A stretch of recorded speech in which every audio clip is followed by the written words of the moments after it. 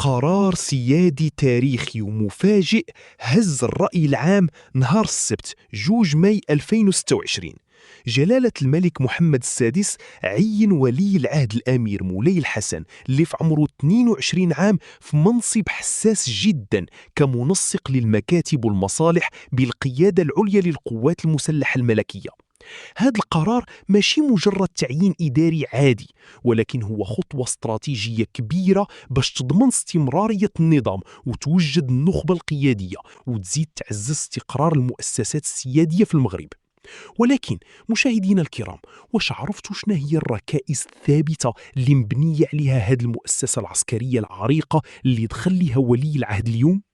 القوات المسلحة الملكية مشاهدينا الكرام راها ماشي غير جيش، هذه مؤسسة مبنية على عقيدة عسكرية صلبة كترتكز بالأساس على الانضباط والاستقامة، زائد الكفاءة العالية والالتزام التام والوطنية الصادقة.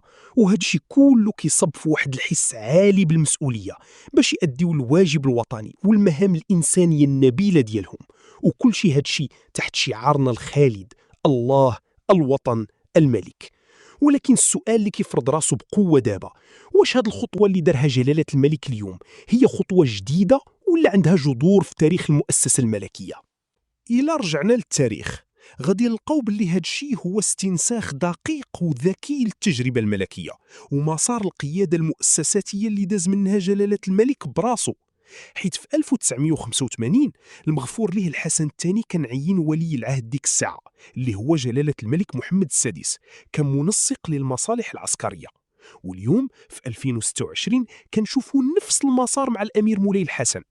وهذا التطابق الزمني والوظيفي ماشي صدفة، بل كيرسخ تقاليد التوريث المؤسساتي والتدريب الميداني في قلب أهم مؤسسة في الدولة. إذن كيفاش تدرج ولي العهد في المسؤوليات ديالو حتى وصل لهذا المنصب العسكري الكبير؟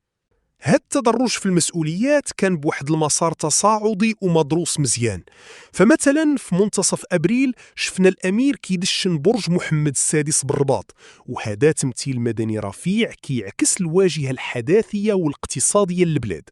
ومباشرة في ماي 2026 جاء التعيين العسكري في القيادة العليا، وهذا الشيء كيعكس استراتيجية ذكية لإعداد القادة وانتقال مدروس من تمثيل دبلوماسي ومدني لصلب القرارات السيادية والأمنية والدفاعية الكبرى ديال المملكة. ولكن شنو هي بالضبط المهام اللي غادي يشرف عليها ولي العهد داخل هذا الهيكل ديال التنسيق الاستراتيجي؟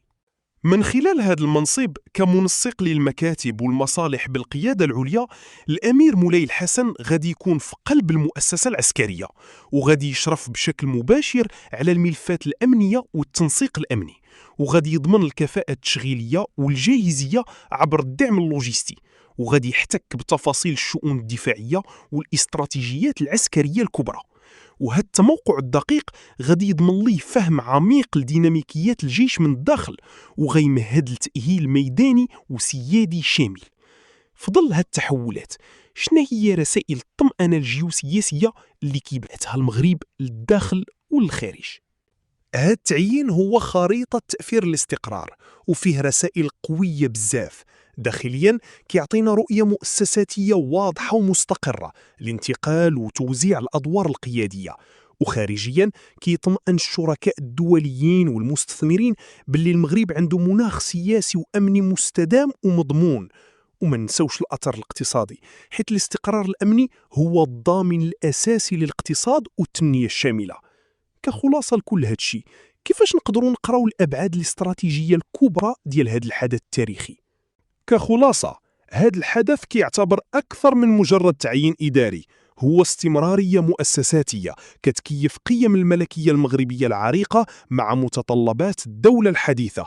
والرسالة الاستراتيجية واضحة: النخبة القيادية الشابة راها جاهزة باش تحمل المسؤولية في بيئة إقليمية ودولية معقدة.